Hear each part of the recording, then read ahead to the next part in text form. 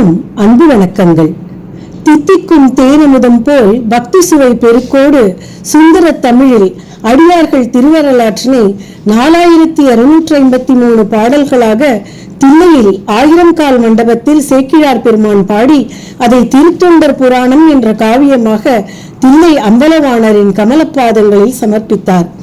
அத்தகைய பெருமை மிகுந்த பூலோக கைலாசமான தில்லை என்று அழைக்கக்கூடிய நடராஜர் நடனம் புரியும் சிதம்பரத்தில் குயவர் குலத்திலே பிறந்த தொண்டரின் வரலாறுதான் இன்று நாம் காண இருப்பது.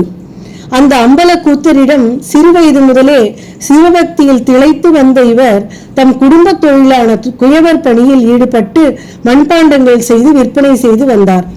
அதுபோலவே சிவனடியார்களிடமும் எல்லையில்லா அன்பும் பக்தியும் உடையவர்.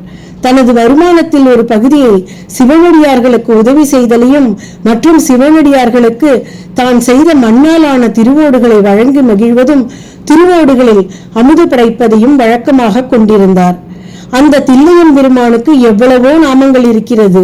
ஆனாலும் திருப்பார்கடலை கடைந்த போது உண்டான ஆழகால விஷத்தை அனைத்து உயிர்களையும் காப்பதற்காக அந்த ஈசன் தான் உண்ட காரணத்தினால் நீலகண்டனாய் அனைவராலும் வணங்கப்பட்ட கருணைமிகு நாமமான திருநீலகண்டம் என்ற பெயர்தான் நமது தொண்டரையும் மிகவும் கவர்ந்த நாமம். அடியவர்களின் துன்பத்தை தான் ஏற்று அருள் செய்யும் நீலகண்டனை சதா சர்வ காலமும் நினைந்து திருநீலகண்டம் என்று நெஞ்சமுருக இடையராது ஒரு மந்திரம் போல அதை சொல்லிக்கொண்டே இருப்பது இவர் வழக்கம்.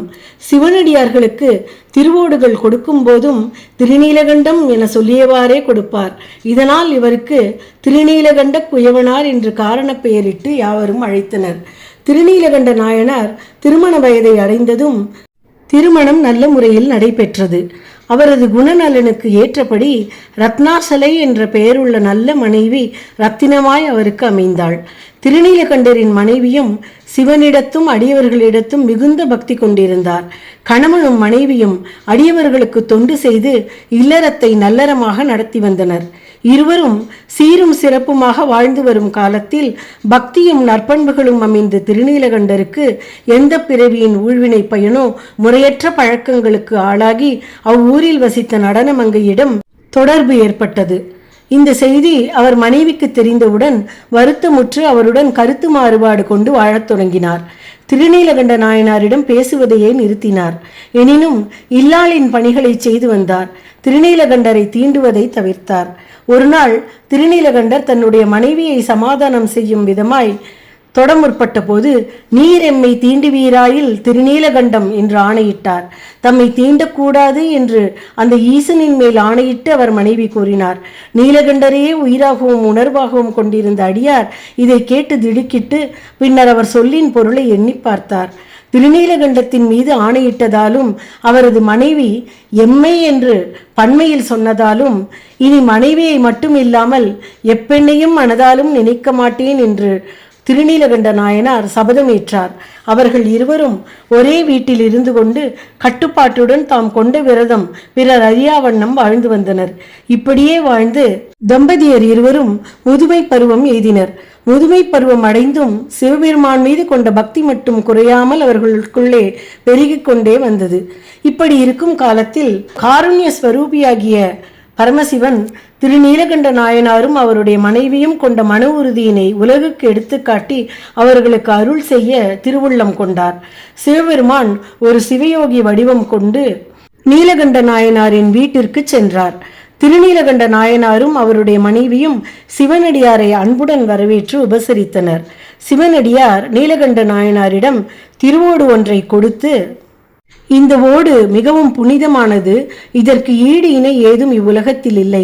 நான் நெடுந்தூரம் பயணம் செய்ய வேண்டியிருப்பதால் இந்த ஓட்டை பத்திரமாக தாங்கள் வைத்துக் கொள்ள வேண்டும். நான் திரும்பி வரும்போது உங்களிடம் பெற்றுக்கொள்கிறேன் என்றார். திரு நீலகண்ட நாயனாரும் அதனை தன்னுடைய பாக்கியம் என்று கூறி பெற்றுக்கொண்டு பாதுகாப்பான இடத்தில் வைத்தார். சிறிது காலத்திற்கு பின் சிவனடியார் வந்து திருவோட்டை கேட்டவுடன் திரு நீலகண்ட நாயனார் திருவோட்டை தான் வைத்த இடத்தில் தேடினார். திருவோடு வைத்த இடத்தில் இல்லாததால் குழம்பினார். மனைவியாரிடமும் விசாரித்தார். வீட்டின் எல்லா இடத்திலும் தேடியும் திருவோடு கிடைக்கவில்லை. சிவன் அருளால் ஏற்கனவே அது மறைந்திருந்தது. வீடு முழுவதும் தேடி சிவனடியாரிடம் நீங்கள் கொடுத்த திருவோட்டை காணவில்லை, அதற்கு மாறாக வேறு ஒரு திருவோடு தருகிறேன் என்றார். என் திருவோட்டிற்கு மாற்றாக நீ எதையும் எனக்கு தர வேண்டாம். என்னுடைய திருவோட்டின் பெருமைகளை அறிந்து கொண்டதால் நீ அதனை திருடி வைத்திருக்கிறாய். என்னுடைய திருவோட்டை கொடுத்தால் கொடு, இல்லை என்றால் திருவோட்டை உண்மையில் காணவில்லை என்றால் நான் கூறுவது உண்மை என உன் மகன் கரம் பற்றி குளத்தில் மூழ்கி சத்தியம் செய் என்றார் சிவனடியார். ஐயா, தாங்கள் சொல்லியவாறு உறுதி செய்ய எனக்கு புத்திர பாக்கியம் இல்லை என்றார் திருநீலகண்டர். அப்படியானால் உன் மனைவியின் கையை பற்றி குளத்தில் மூழ்கி சத்தியம் செய் என்றார் சிவனடியார்.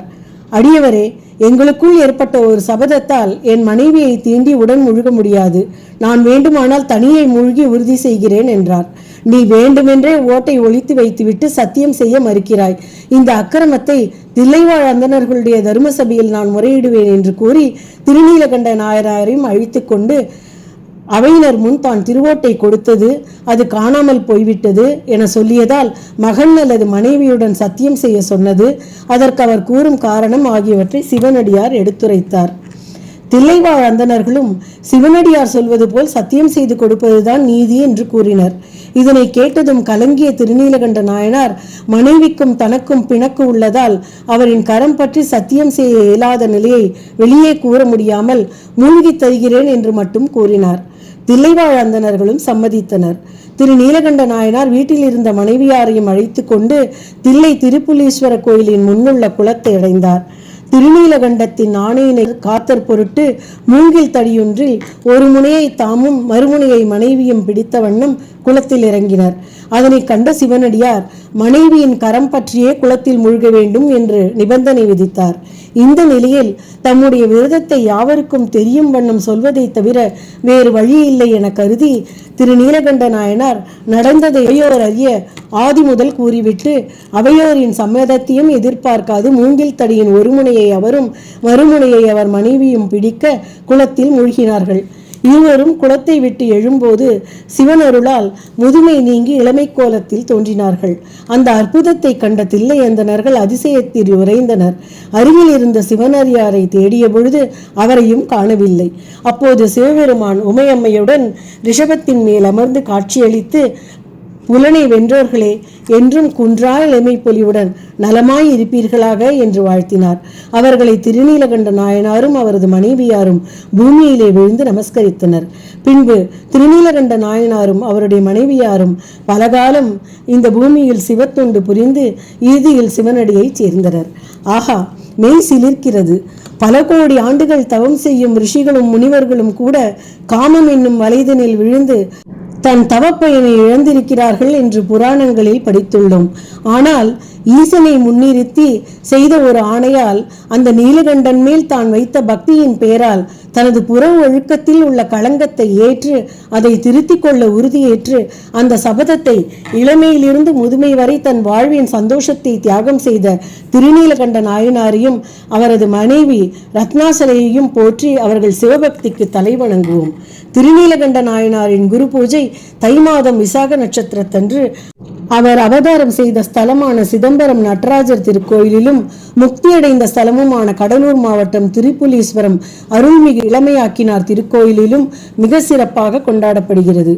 குரு பூஜை நாளன்று திருநீலகண்டருக்கு சிவன் அருள் செய்த விழா நடக்கும்.